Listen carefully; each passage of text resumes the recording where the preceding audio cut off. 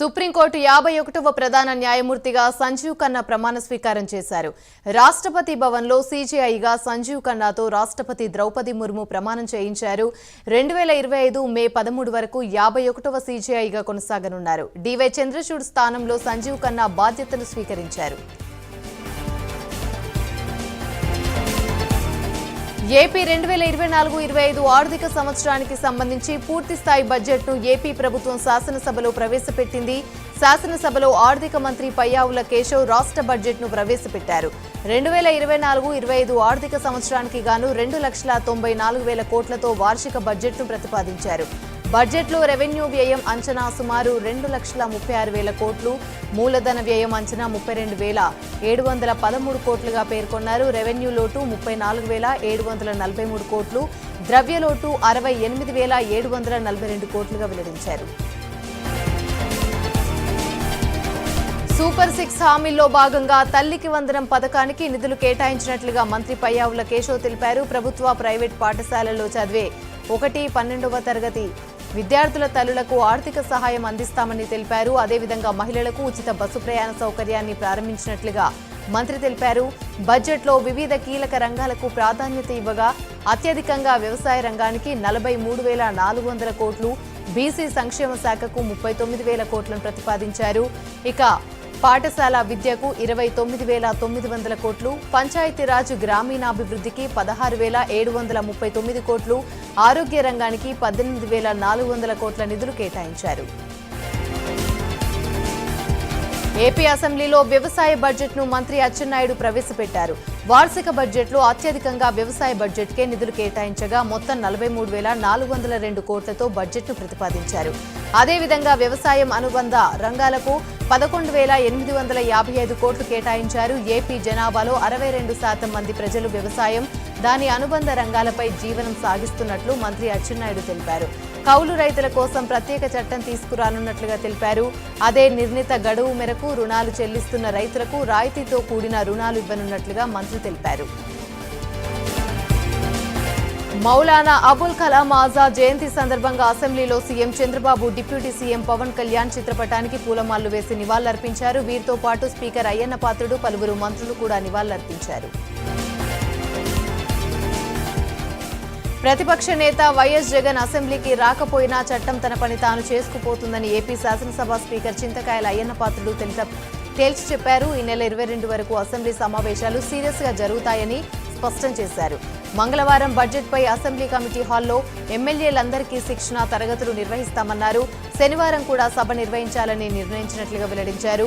బిల్లులు చర్చలకు అనుగుణంగా కొన్ని రోజులు 2 పూటల అసెంబ్లీ సమావేశాలు నిర్వహించనున్నట్లుగా తెలిపారు. బడ్జెట్ పెట్టడానికి 5 నెలల సమయం ఎందుకు పట్టిందని మాజీ మంత్రి బుగ్గన అన్నారు. సూపర్ 6 అంటూ ఇంటింటికి ప్రచారం చేశారని, బడ్జెట్లో సూపర్ 6కు కేటాయింపులు లేవన్నారు. కూటమి బడ్జెట్ ప్రజలను నిరాశ కలిగించిందని మండిపడ్డారు. అమరావతికి 15,000 కోట్లు చూపించారు. అది గ్రాంటా, అప్పా అని బుగ్గన తెలిపారు. 24,000 కోట్ల పన్ను రాబడి ఏ విధంగా పెంచుతారో ప్రభుత్వం చెప్పాలని బుగ్గన తెలిపారు. అసెంబ్లీ సమావేశాలకు వెళ్లకూడదని నిర్ణయించుకున్న మాజీ సీఎం జగన్ పై ఏపీ పీసీసీ చీఫ్ షర్మిల తీవ్ర ఆగ్రహాన్ని వ్యక్తం చేశారు. ఈ మేరకు ట్విట్టర్ వేదికగా సంచలన వ్యాఖ్యలు చేశారు. జగన్ తీరు చూస్తుంటే అత్త మీద కోపం దుత్త మీద చూపించినట్లుందని మండిపడ్డారు. అసెంబ్లీ మీద అలగడానికో, మైక్ ఇస్తేనో పోతానని మారం చేయడానికి కాదు ప్రజలు ఓట్లేసిందన్నారు. ఇంట్లో కూర్చొని సొంత మైకులో మాట్లాడేందుకు కాదు మిమ్మల్ని ఎమ్మెల్యేగా గెలిపించారని మండిపడ్డారు. మీ స్వయం కృతాపరాధం, మిమ్మల్ని ప్రతిపక్ష హోదాకి దూరం చేస్తే ఆ హోదా ఇస్తేనే అసెంబ్లీలో అడుగు పెడతా అనడం మీ అవివేకానికి, అజ్ఞానానికి నిదర్శనమని ఎద్దేవా చేశారు. తెలంగాణ సచివాలయ ప్రాంతంలో ఆంక్షలు విధించారు. సచివాలయం నుండి 500 మీటర్ల పరిధిలో 144 సెక్షన్ అమలు చేస్తున్నట్లు తెలిపారు. సచివాలయ ప్రాంతంలో ధర్నాలు, ర్యాలీలు నిషేధం విధించారు. ఇందిరా పార్కులో ధర్నాలు, ర్యాలీలకు అనుమతి తీసుకోవాలని పోలీసులు తెలిపారు. తెలంగాణ సీఎం రేవంత్ రెడ్డి రేపు మరోసారి ఢిల్లీ పర్యటనకు వెళ్తున్నారు. మంగళవారం ఢిల్లీలోని ఏఐసీసీ పెద్దలతో సమావేశం కానున్నట్లు తెలుస్తుంది. రాష్ట్రంలో జరిగే తాజా రాజకీయ పరిణామాలపై ఏఐసీసీ ముఖ్య నేతలతో సమావేశమై చర్చిస్తారని సమాచారం. రాష్ట్రంలో త్వరలో ఎమ్మెల్సీ ఎన్నికల షెడ్యూల్ విడుదల కానున్న నేపథ్యంలో రేవంత్ ఢిల్లీ టూర్ కాంగ్రెస్ నేతల్లో ఆసక్తి రేపుతుంది. ఎమ్మెల్సీ ఎన్నికల్లో పార్టీ తరపున పోటీ చేయాలని ఉవ్వేరులుతున్న ఆశావాహుల్లో తీవ్ర ఉత్కంఠ నెలకొంది. మంగళవారం సాయంత్రం ఢిల్లీ నుంచి మహారాష్ట్రకు వెళ్లనున్నారు సీఎం. 22 రోజుల పాటుగా అక్కడే ఉండి ఎన్నికల ప్రచారంలో పాల్గొనే అవకాశం ఉన్నట్లు తెలుస్తోంది. అలాగే ఈ సమావేశంలో తెలంగాణలో పెండింగ్లో ఉన్న మంత్రివర్గ విస్తరణపై కూడా చర్చించే అవకాశం ఉన్నట్లు సమాచారం. ఇప్పటికే మంత్రివర్గంలో తీసుకోవాలనే కాంగ్రెస్ నేతల లిస్ట్ ఢిల్లీ పెద్దలకు చేరింది. రేవంత్ రెడ్డి ఢిల్లీ పర్యటనతో ఎమ్మెల్సీ ఎన్నికల అంశంతో పాటు మంత్రివర్గ విస్తరణ అంశం కూడా కొలిక్కి వచ్చే అవకాశం ఉందని కాంగ్రెస్ వర్గాలు భావిస్తున్నాయి. మరోసారి ఢిల్లీ పర్యటనకు వెళ్తుండడం రాష్ట్ర రాజకీయాల్లో హాట్ టాపిక్ గా మారింది. టీఆర్ఎస్ వర్కింగ్ ప్రెసిడెంట్ కేటీఆర్ ఢిల్లీలో పర్యటిస్తున్నారు. అమృత్ టెండర్ల విషయంలో జరిగిన అవినీతి అవకతవకలపై కేంద్ర పట్టణాభివృద్ధి శాఖ మంత్రి మనోహర్ లాల్ ఖట్టర్ ను కలిసి ఫిర్యాదు చేశారు. సుమారు 8,888 కోట్ల విలువైన టెండర్లు అక్రమంగా కట్టబెట్టారని కేటీఆర్ తెలిపారు.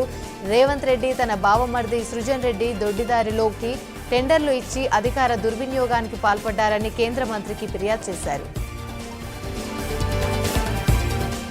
కేటీఆర్ ఢిల్లీకి వెళ్లి కేంద్ర పట్టణాభివృద్ధి శాఖ మంత్రితో భేటీ వెనుకున్న రహస్యాన్ని బయటపెట్టాలని మంత్రి పొంగులేటి డిమాండ్ చేశారు. ఈ కార్ల రేసులో జరిగిన అవినీతిపై విచారణ నుంచి తప్పించుకోవడానికి ఢిల్లీ వెళ్లారని ప్రశ్నించారు. అదానీ, అంబానీ లేదా ఢిల్లీలో ఉన్న 1, 2, 3 పెద్దలను ఎవరిని కలిశారో కేటీఆర్ చెప్పాలని మంత్రి పొంగులేటి డిమాండ్ చేశారు. తనపై కేసులు నమోదు కాకుండా విచారణ నుంచి తప్పించుకోవడం కోసమే కేటీఆర్ ఢిల్లీ పర్యటనకు వెళ్లారని పొన్నం ప్రభాకర్ విమర్శలు గుప్పించారు. ఫార్ములా 1 రేసులో నిబంధనలు ఉల్లంఘించినట్లు తేలిందని, దాని ఏసీబీ అధికారులు ఫైళ్లను పరిశీలిస్తున్నారని మంత్రి పొన్నం తెలిపారు. తప్పు చేయకుంటే నిజాయితీగా విచారణకు ఎదుర్కోవాలని మంత్రి పొన్నం కేటీఆర్ కు సూచించారు. తన ఢిల్లీ పర్యటనపై కాంగ్రెస్ పార్టీ నేతలు విమర్శలు గుప్పిస్తూ ఉండడం బీఆర్ఎస్ వర్కింగ్ ప్రెసిడెంట్ కేటీఆర్ సెటైర్లు వేశారు. ఇప్పుడే ఢిల్లీలో ల్యాండ్ అయ్యా, అప్పుడే హైదరాబాద్ లో ప్రకంపనలు మొదలయ్యాయా, అప్పుడే వణికిపోతే ఎలా అని కాంగ్రెస్ నేతలని కేటీఆర్ ప్రశ్నించారు. హైదరాబాద్ లో గతేడాది నిర్వహించిన ఫార్ములా కార్ రేసుల్లో అవకతవకలపై ప్రభుత్వం కీలక నిర్ణయం తీసుకుంది. ఈ కేసు విచారణలో ప్రివెన్షన్ ఆఫ్ కరప్షన్ చట్టం అమలు చేసేందుకు అవకాశం ఉందని ప్రభుత్వం భావిస్తోంది. విచారణ కోసం గవర్నర్ ముందస్తు అనుమతి కోరుతూ లేఖ రాసింది. రానున్న రోజుల్లో ఈ కార్ రేస్ వ్యవహారం ఎలాంటి మలుపులు తిరగబోతుందోనన్న ఉత్కంఠ నెలకొంది. ఈ కార్ రేసింగ్ కేసుపై గవర్నర్, అడ్వకేట్ జనరల్ సలహా కోరినట్లు తెలుస్తోంది. ఒకవేళ గవర్నర్ ఆమోదిస్తే గత ప్రభుత్వ హయాంలో జరిగిన ఈ కార్ రేసింగ్ నిధులు మళ్లింపుపై విచారణ చేపట్టనున్నారు. నాడు మంత్రిగా పనిచేసిన నేతకు, అధికారులకు నోటీసులు ఇచ్చి విచారించే అవకాశం ఉంది. మెజారిటీ, మైనారిటీ ప్రజలు ఇద్దరు ప్రభుత్వానికి 2 కళ్లలాంటి వారని రేవంత్ రెడ్డి అన్నారు. మైనారిటీ సంక్షేమం కోసం తమ ప్రభుత్వం అహర్నిశలు శ్రమిస్తుందని తెలిపారు. రవీంద్ర భారతిలో నిర్వహించిన జాతీయ విద్యా దినోత్సవ వేడుకలో రేవంత్ రెడ్డి పాల్గొన్నారు. ఈ దేశంలో 2 వర్గాలే ఉన్నాయని, ఒకటి మోదీ వర్గం, మరొకటి గాంధీ వర్గం అన్నారు.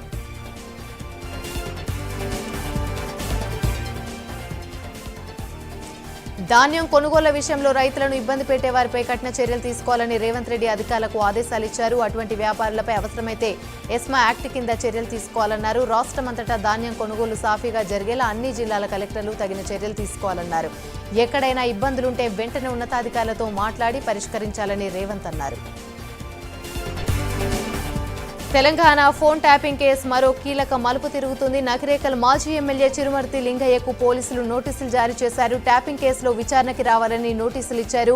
అయితే చిరుమర్తి లింగయ్య విచారణకు హాజరు కాలేదు. అనారోగ్య కారణాలతో విచారణకు రాలేనని చెప్పారు. ఈ నెల 14న విచారణకు హాజరవుతానని చిరుమర్తి లింగయ్య తెలిపారు. ఫోన్ ట్యాపింగ్ కేసులో రాజకీయ నేతకి నోటీసులు జారీ చేయడం ఇదే తొలిసారి కావడం గమనార్హం.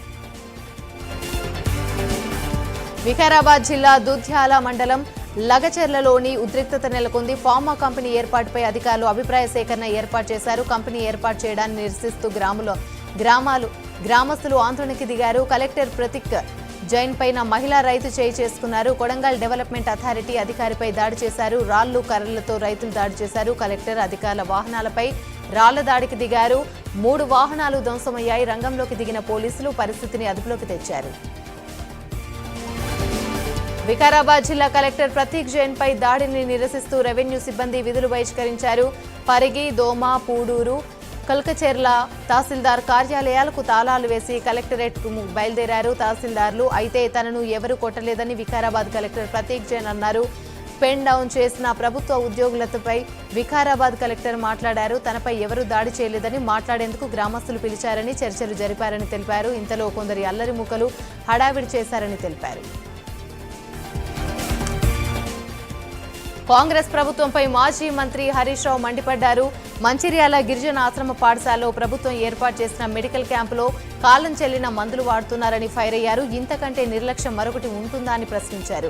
గిరిజన గురుకుల విద్యార్థుల ప్రాణాల కంటే కాంగ్రెస్ ప్రభుత్వానికి ఇంత చిన్న చూపా అని నిలదీశారు. కాలం చెల్లిన మందులు మెడికల్ క్యాంపుల్లోకి ఎలా వచ్చాయన్నారు.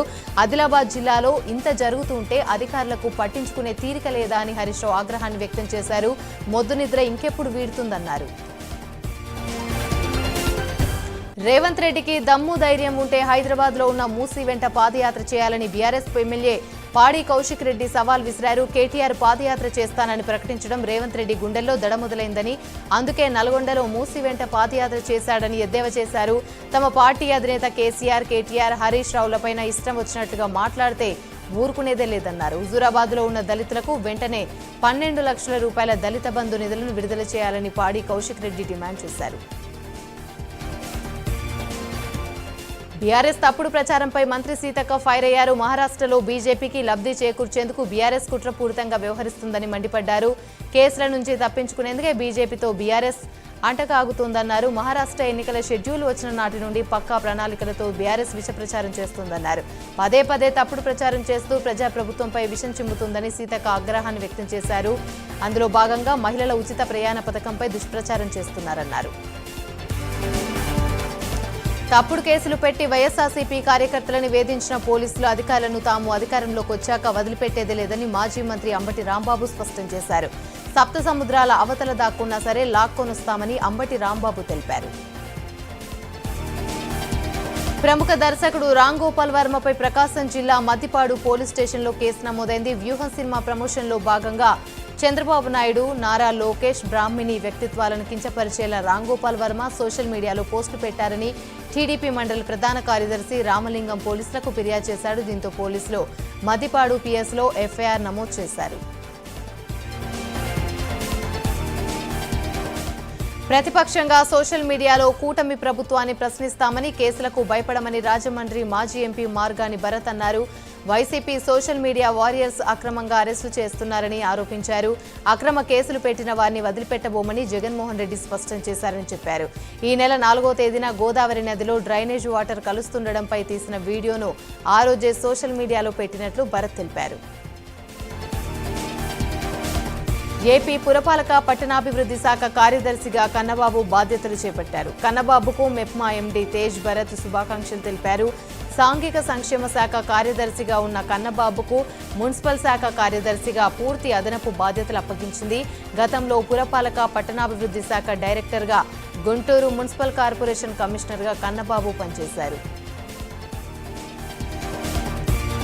కూటమి ప్రభుత్వం ఎన్నో హామీలను ఇచ్చిందని, అధికారంలోకి వచ్చి 5 నెలలైన హామీల అమలుకు చర్యలు తీసుకోలేదని ఎంపీ హర్షకుమార్ ఆరోపించారు. రాష్ట్రంలో రహదారుల పరిస్థితి అధ్వానంగా ఉందన్నారు. సూపర్ 6లో భాగంగా మహిళలకు ఉచిత బస్సు సౌకర్యం, నిరుద్యోగ భృతి, తల్లికి వందనం పథకాలపై వెంటనే స్పష్టమైన ప్రకటన చేయాలని హర్షకుమార్ డిమాండ్ చేశారు. విశాఖ జిల్లా అరకులోని కాశీపట్నం అనంత వెంకటేశ్వర స్వామి ఆలయం పర్యాటకులను, భక్తులను విశేషంగా ఆకర్షిస్తుంది. ఎగువకొండ, పర్తికొండల శిఖరాగ్ర భాగాన సుమారు 3330 ఎత్తులో కొండల చిట్ట చివరి భాగంలో ఈ ఆలయం ఉంది. ఏడాది ఏప్రిల్ 3వ తేదీ ప్రారంభోత్సవం చేశారు. గాల్లో తేలినట్టు, మేఘాల్లో విహరించినట్టు అనిపించే ఈ పర్యాటక ప్రదేశం ఒక అద్భుత స్థలమని స్థానికులు చెబుతున్నారు. మాజీ సీఎం జగన్ కు మంత్రి బీసీ జనార్దన్ రెడ్డి సవాల్ విసిరారు. గడిచిన 5 సంవత్సరాల్లో రోడ్లు ఎలా ఉన్నాయో ప్రజలకు తెలుసన్నారు. 2014 నుండి 19 మధ్యలో 11,000 కోట్లు ఖర్చు చేశాం, కానీ 2019 నుండి 24 వరకు కేవలం 7,000 కోట్లు మాత్రమే ఖర్చు పెట్టారన్నారు. అంతేకాకుండా 1,000 కోట్ల రూపాయల బకాయిలు పెట్టారని విమర్శించారు. మన రాష్ట్ర రోడ్లపైన పక్క రాష్ట్రాల మంత్రులు సైతం జోకులు వేసుకున్న పరిస్థితి వచ్చిందని ఎద్దేవా చేశారు. వైసీపీ విధ్వంస పాలనలో పరిశ్రమలు తరలిపోయి పెట్టుబడులు ఆగిపోయాయని విమర్శించారు. తాము తప్పు చేస్తే వచ్చి నిరూపించాలని సవాల్ విసిరారు.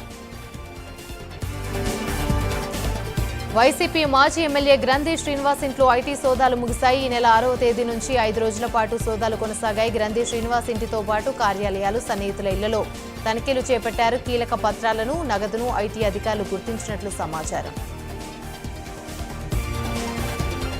తెలంగాణలో పత్తి జిన్నింగ్ మిల్లర్లు సమ్మె ప్రకటించిన నేపథ్యంలో మంత్రి Tummala Nageswara Rao cotton corporation of India CMD ప్రభుత్వ ప్రధాన కార్యదర్శితో మాట్లాడారు. సమ్మె కారణంగా పత్తి రైతులు ఇబ్బందులకు తలెత్తకుండా చూడాలన్నారు. అలాగే పత్తిని తక్కువ ధరలకు అమ్మాల్సిన పరిస్థితి తలెత్తకూడదని పత్తి జిన్నింగ్ మిల్లర్లతో చర్చలు జరిపి పత్తి కొనుగోళ్లు తక్షణమే ప్రారంభించాలని మంత్రి వారికి ఆదేశించారు. ఖమ్మం జిల్లా వైరాలోని సోషల్ వెల్ఫేర్ సాంఘిక సంక్షేమ గురుకుల పాఠశాలను మంత్రి పొంగులేటి శ్రీనివాసరెడ్డి సందర్శించారు. సోషల్ వెల్ఫేర్ సాంఘిక సంక్షేమ గురుకుల పాఠశాలలో జోనల్ లెవెల్ స్పోర్ట్స్ ను జ్యోతి ప్రజ్వలన చేసి ప్రారంభించారు. క్రీడల అనంత్ పథకాన్ని ఎగరవేసి గౌరవ వందనం స్వీకరించారు. ములుగు జిల్లాలోని కేంద్ర మంత్రి బండి సంజయ్ పర్యటించారు. ఈ సందర్భంగా ఆర్ఎండ్బి గెస్ట్ హౌస్ లో బండి సంజయ్ కి కలెక్టర్ దివాకర్, ఎస్పీ శబరీష్, జిల్లా అధికారులు స్వాగతం పలికారు. అనంతరం ఆయన పోలీసుల గౌరవ వందనం స్వీకరించారు. తర్వాత కలెక్టరేట్ లో అధికారులతో కేంద్ర మంత్రి సమీక్ష సమావేశం నిర్వహించారు. అక్కడి నుంచి వెంకటాపూర్ కు చేరుకుని నందిపాడు గ్రామాన్ని బండి సంజయ్ సందర్శించారు. కులగణన అంశంపై మాజీ మంత్రి తలసాని శ్రీనివాస్ యాదవ్ స్పందించారు. కులగణన పేరుతో ప్రభుత్వం ప్రజలను మభ్యపెట్టే ప్రయత్నం చేస్తుందన్నారు. సర్వేలో కులానికి సంబంధించిన వివరాలు మాత్రమే అడిగితే బాగుంటుందని ప్రభుత్వానికి సూచించారు. కులగణన పూర్తి కాకుండానే స్థానిక సంస్థల ఎన్నికలకు వెళ్తే బీసీలకు 42% రిజర్వేషన్లు ఎలా అమలు చేస్తారని ప్రశ్నించారు. ఇక రంగారెడ్డి జిల్లా బడంగ్పేట్ మున్సిపల్ కార్పొరేషన్ పరిధిలోని చెరువులను ఎమ్మెల్యే సబితా ఇంద్రారెడ్డి సందర్శించారు. అల్మాస్గూడలో ఉన్న ఎర్రగుంట, పోచమ్మకుంట చెరువులను పరిశీలించారు. చెరువుల అభివృద్ధి విషయంలో రాజకీయ కోణాన్ని చూడొద్దని ప్రభుత్వాన్ని సూచించారు. బాలాపూర్ మండల పరిధిలో ఉన్న చెరువుల సుందరీకరణ కోసం హెచ్ఎండిఏ నుంచి 40 కోట్ల వరకు నిధులను తెచ్చామన్నారు. ఎస్ఎన్డీపీ సెకండ్ ఫేజ్ కు సంబంధించి పనులకు నిధులు కేటాయించాలని సీఎంను కోరారు. యాదాద్రి భువనగిరి జిల్లా భువనగిరిలో మాదిగల చైతన్య సమావేశాన్ని నిర్వహించారు. ఈ కార్యక్రమానికి నకరేకల్ ఎమ్మెల్యే వేముల వీరేశం, మోత్కుపల్లి నరసింహులు ముఖ్య అతిథులుగా హాజరయ్యారు. ఎస్సీ వర్గీకరణ కాంగ్రెస్ ప్రభుత్వం అనుకూలంగా ఉందని ఎమ్మెల్యే స్పష్టం చేశారు. మాదిగలకు మేలు చేయడానికి కంకణబద్ధుడై ఉన్నానని ఎమ్మెల్యే తెలిపారు. హైదరాబాద్లోని బోడుప్పలో మేయర్ తోటకూర అజయ్ యాదవ్ త్రుటిలో పెను ప్రమాదం తప్పింది. ఆకృతి టౌన్షిప్లో ప్రైవేట్ కార్యక్రమంలో మేయర్ అజయ్ యాదవ్ పాల్గొన్నారు. ఇక క్రమంలోని మేయర్, కాంగ్రెస్ నేతలు లిఫ్టులోకి ఎక్కగా ఒక్కసారిగా లిఫ్ట్ కూలి కింద పడిపోయింది. ఈ ప్రమాదంలో ఎవరికీ ఎలాంటి గాయాలు కాలేదు. ఇప్పటికైనా నిర్వాహకులు ఇలాంటి సంఘటనలు జరగకుండా చూసుకోవాలని, తగిన చర్యలు తీసుకోవాలని స్థానికులు డిమాండ్ చేస్తున్నారు. హైదరాబాద్లోని తెలంగాణ భవన్లో మౌలానా అబుల్ కలాం ఆజాద్ జయంతి వేడుకలు బీఆర్ఎస్ వర్కింగ్ ప్రెసిడెంట్ కేటీఆర్లు పాల్గొన్నారు. కేటీఆర్ హయాంలో గురుకులాలు ఏర్పాటు చేసి మైనారిటీ పిల్లల దశను మార్చామన్నారు.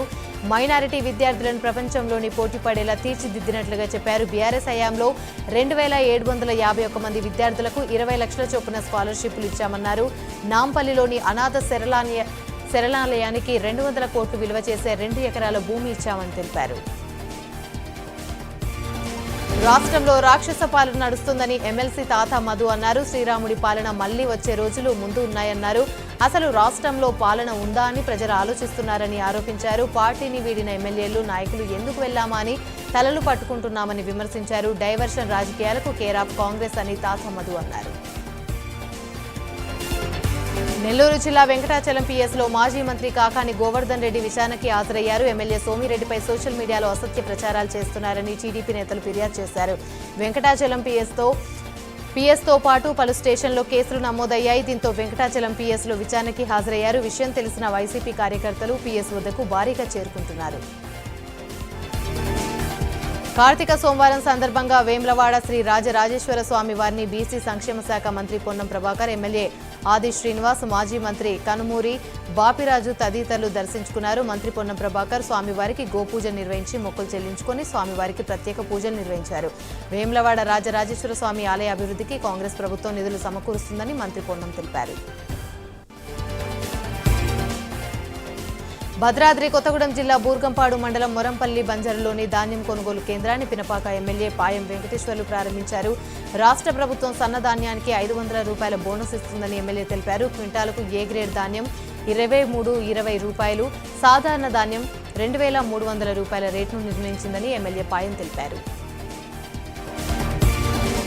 మహబూబాబాద్ జిల్లా మరిపేడ మండల కేంద్రంలోని ధాన్యం కొనుగోలు కేంద్రాన్ని ప్రభుత్వ విప్ రామచంద్ర నాయక్ ప్రారంభించారు. రైతు సంక్షేమమే ధ్యేయంగా ప్రజాప్రభుత్వం పనిచేస్తుందని రామచంద్ర నాయక్ అన్నారు. కొనుగోలు కేంద్రంలోని రైతులను ఇబ్బందులు పెట్టకుండా జాగ్రత్తలు తీసుకోవాలని ఎమ్మెల్యే సూచించారు.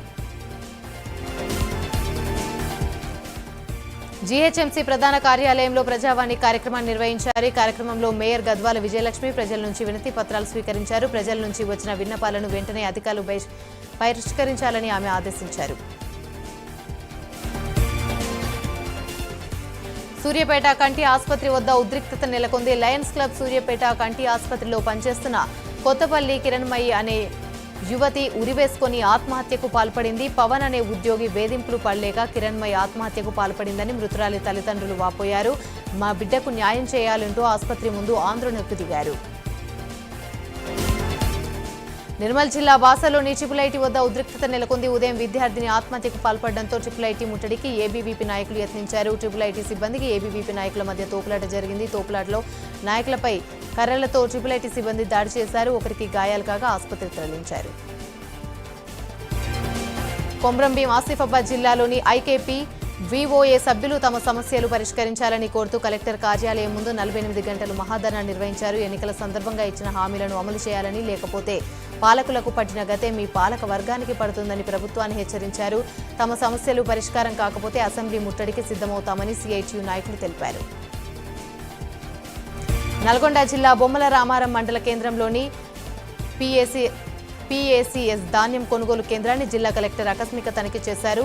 సీఈఓ విధులకు అనధికార గైర్హాజరు కావడం వల్ల జిల్లా కలెక్టర్ సీఈఓని సస్పెండ్ చేశారు. రైతులకు ఇబ్బందులకు గురి చేస్తే చర్యలు తప్పవని కలెక్టర్ తెలిపారు. రంగారెడ్డి జిల్లా ఆరంగర్ డివిజన్ శివరాంపల్లి రామాలయానికి వెళ్లే దారిలోని స్కాబ్ గోదాంలో ఒక్కసారిగా మంటలు చెలరేగడంతో స్థానికులు భయాందోళనకు గురయ్యారు. 6 నెలల కిందట కూడా ఇదే విధంగా జరిగినప్పుడు అధికారులు హెచ్చరికలు జారీ చేసినా గోదాం యజమాని పట్టించుకోలేదు. అతని నిర్లక్ష్యంతోనే స్థానిక వ్యాపారులకు భారీగా నష్టం వాటిల్లిందని ఆరోపించారు. రంగారెడ్డి జిల్లా షాద్నగర్లోని సదర్ ఉత్సవాల నిర్వహణ ఇరు వర్గాల ఘర్షణకు దారితీసింది. ఉత్సవాల్లో పాల్గొన్న యాదవులకు బహుమతులు ప్రదానం చేసే క్రమంలో పక్షపాతం వహిస్తున్నారని ఓ వర్గం నేతలు ప్రశ్నించారు. ఇలా మొదలైన వివాదం కాస్త ముదరడంతో ఇరు వర్గాల వారు కొట్టుకున్నారు. సమాచారం అందుకున్న పోలీసులు ఘటనా స్థలానికి చేరుకొని ఇరు వర్గాలను చెదరగొట్టారు. శ్రీకాకుళం జిల్లా ఇచ్చాపురంలోని బౌద్ధ నదిలోని ఇసుక అక్రమ తవ్వకాలు జరుగుతున్నాయి. ఇటీవలే కూటమి ప్రభుత్వం ఉచిత ఇసుక పాలసీ ప్రవేశపెట్టింది. కొంతమంది ఇసుకకారులు నిబంధనలు తమకు అనుకూలంగా మలుచుకొని బౌద్ధ నది వంతెన కింద అక్రమ ఇసుకను తవ్వి తరలిస్తున్నారని, వంతెనలో ఉన్న ప్రాంతాలు ఇసుక తవ్వకూడదని మైనింగ్ నిబంధనలున్న అక్రమంగా ఇసుకను తవ్వుతున్నారు. ఇలా అక్రమంగా ఇసుకను తరలిస్తుండడం వల్ల నది గర్భం కోతకు గురై వంతెన కూలిపోయే ప్రమాదం ఉందని, ఈ విషయంపై మైనింగ్ అధికారులకు ఫిర్యాదు చేసినా పట్టించుకోవడం లేదని స్థానికులు ఆగ్రహాన్ని వ్యక్తం చేస్తున్నారు. తెలంగాణలో కాంగ్రెస్ ప్రభుత్వం ప్రతిష్టాత్మకంగా చేపట్టిన కులగణనపై సీనియర్ రాజకీయ నాయకుడు నాదెండ్ల భాస్కరరావు స్పందించారు. తాను కులగణనకి వ్యతిరేకం కాదని అన్నారు. అయితే దీనివల్ల గ్రామాల్లో సమస్యలు వస్తాయని భావిస్తున్నట్లు తెలిపారు. కులగణనతో గ్రామాల్లో కొంత గందరగోళం నెలకొనవచ్చన్నారు. ఎన్టీఆర్ జిల్లా పెనుగంచిపోలు ఇసుక క్వారీలో ఇసుక లోడింగ్ ను గ్రామస్తులు అడ్డుకున్నారు. 2016వ సంవత్సరం నుండి ఇక్కడ ఇసుక త్రవ్వకాలు జరపడం వల్ల పంట పొలాలు తీవ్రంగా దెబ్బతిన్నాయని గ్రామస్తులు ఆరోపిస్తున్నారు. లోతైన గుంటలు తీసి ఇసుక త్రవ్వకాలు జరపడం వలన చిన్న వర్షాలకే మున్నేరు వరద పెరిగిపోతుందన్నారు. పంట పొలాలు కోతకు గురి కావడంతో పంట కాల్వలకు గండ్లు పడి తీవ్రంగా నష్టపోయాయని గ్రామస్తులు తెలిపారు. మాకు అన్నమైన పెట్టండి, జైల్లో అయినా పెట్టండి అంటూ అంబేద్కర్ కోనసీమ జిల్లా రాజోలు ప్రభుత్వ హాస్టల్లో విద్యార్థులు రోడ్డెక్కారు. విద్యార్థులు ధర్నా చేసి తహసీల్దార్కు వినతి పత్రం అందించారు. హాస్టల్లో సౌకర్యాలు లేక ఇబ్బందులు పడుతున్నామని, సరైన ఆహారం కూడా పెట్టడం లేదని ఆవేదన వ్యక్తం చేశారు. ప్రభుత్వం స్పందించి విద్యార్థులకు మంచి పౌష్టికాహారాన్ని పెట్టాలని విద్యార్థి సంఘాల నాయకులు ప్రభుత్వాన్ని డిమాండ్ చేశారు. సిద్దిపేట జిల్లా ఉస్నాబాద్ మున్సిపల్ కార్యాలయంలో గౌరవెల్లి ప్రాజెక్టు డిస్ట్రిబ్యూషన్ కాల్వ భూసేకరణ కొరకు నిర్వహించిన గ్రామసభను నిర్వాసితులు బహిష్కరించారు. కాల్వను రీడిజైన్ చేయాలంటూ వారు ఆందోళన దిగారు. వరంగల్ జిల్లా ఎనమామల వ్యవసాయ మార్కెట్లో పత్తి కొనుగోలు ప్రారంభమైంది. పత్తి కొనుగోలు ప్రారంభం కావడంతో రైతులు ఊపిరి పీల్చుకున్నారు. క్వింటాల్ పత్తికి గరిష్టంగా 6,960 రూపాయల ధర పలికింది.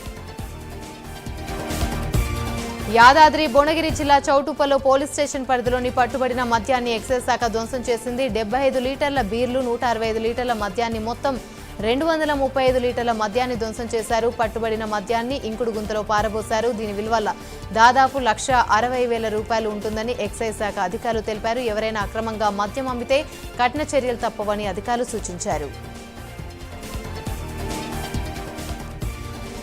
ఏలూరు జిల్లా పరిషత్ సమావేశాన్ని వాయిదా వేయడంపై వైసీపీ జెడ్పీటీసీలు ఆగ్రహాన్ని వ్యక్తం చేశారు. ఊటావుటిన సమావేశ ప్రాంగణానికి చేరుకొని ఆందోళన చేపట్టారు. సమాచారం ఇవ్వకుండా సమావేశాన్ని ఎలా వాయిదా వేస్తారని జెడ్పీటీసీలు నిలదీశారు.